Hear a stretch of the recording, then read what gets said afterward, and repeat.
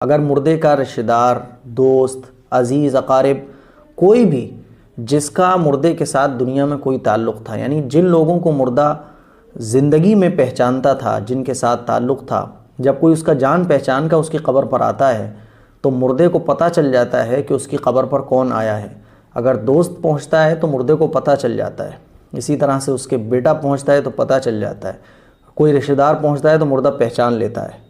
تو کوئی بھی ایسا شخص جس کا مردے کے ساتھ دنیا میں تعلق تھا تو مردہ اپنے جان پہچان کے لوگوں کو پہچان لیتا ہے، اور جب ہم قبرستان میں جاتے وقت سلام کرتے ہیں تو مردہ اس سلام کو بھی سنتا ہے اور اس کا جواب بھی دیتا ہے۔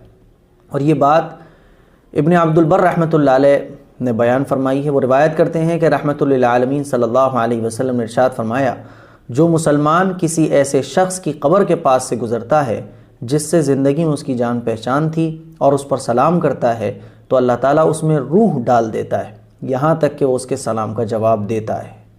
تو معلوم ہوا کہ مردہ قبر پر آنے والوں کو پہچانتا ہے اور اس کے سلام کو بھی سنتا ہے۔ اسی طرح سے بخاری اور مسلم میں یہ حدیث موجود ہے کہ رحمۃ للعالمین صلی اللہ علیہ وسلم کے حکم سے بدر کے مقتول کو ایک گڑھے میں دفن کر دیا گیا تھا۔ بدر کے جو مقتولین تھے ان کو ایک گڑھا کھود کر اس میں دفن کر دیا گیا تھا، ہے نا۔ تو حضور پاک صلی اللہ علیہ وسلم ایک مرتبہ اس گڑھے کے پاس سے گزرے تو اس کے قریب گئے اور حضور نے ان کے نام پکار کر فرمایا، کیا تم نے اپنے رب کے وعدے کو سچا پا لیا؟ میں نے تو سچا پا لیا۔ تو حضرت عمر رضی اللہ تعالیٰ عنہ حضور کے ساتھ تھے۔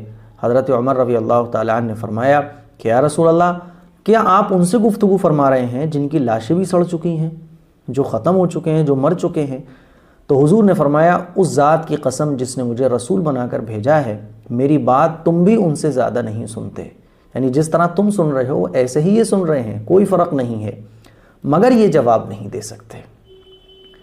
تو پتہ یہ چلا کہ مردہ ہماری بات کو سنتا ہے، ہم سلام کرتے ہیں اس کو بھی سنتا ہے، لیکن وہ ہم سے بات نہیں کر سکتا، ہم اس کی بات کو نہیں سن سکتے، ٹھیک ہے۔ تو یہ آپ علیہ الصلوۃ والسلام سے بھی ثابت ہے کہ جب دفن کرنے کے بعد لوگ واپس آتے ہیں تو مردہ ان کے قدموں کی آواز سنتا ہے، یہ حضور سے بھی ثابت ہے حدیث سے۔ اس کے علاوہ آپ علیہ الصلوۃ والسلام نے اپنی امت کو یہ بھی تعلیم دی کہ جب وہ مردے کو سلام کریں تو اس طرح سے کیا کریں، جب قبرستان سے گزر ہو، قبرستان میں جائیں تو اس طرح سے سلام کیا کریں، السلام علیکم دار قوم مؤمنین۔ اس کا ترجمہ ہے، اے مومنو سلامتی ہو تم پر۔ اس طرح سے سلام کس کو کیا جاتا ہے؟ جو سن سکتا ہو، جو سمجھ سکتا ہو، اور حضور علیہ الصلوۃ والسلام نے سلام کا طریقہ یہ بتایا۔ تو اس قسم کا سلام بھی انہی لوگوں سے کیا جاتا ہے جو سمجھ سکتے ہوں، جو سن سکتے ہوں۔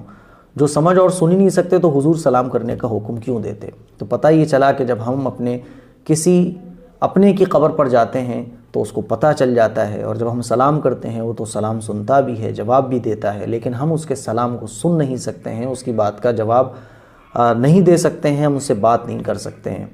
اور یہ بھی بات بالکل حقیقت ہے کہ جب ہم اپنے کسی عزیز کی قبر پر جاتے ہیں اور اس کی قبر پر جا کر ایصال ثواب کرتے ہیں، سلام کرتے ہیں، تو اس مردے کو خوشی ملتی ہے، مردہ خوش ہوتا ہے کہ میرا اپنا میری قبر پر آیا ہوا ہے۔ تو یہ باتیں تھیں جو میں نے آپ سے شیئر کی ہیں۔ آپ کو یہ باتیں کیسی لگیں کمنٹ کر کے ضرور بتائیے، اس کلپ کو شیئر ضرور کیجیے گا۔ السلام علیکم ورحمۃ اللہ وبرکاتہ۔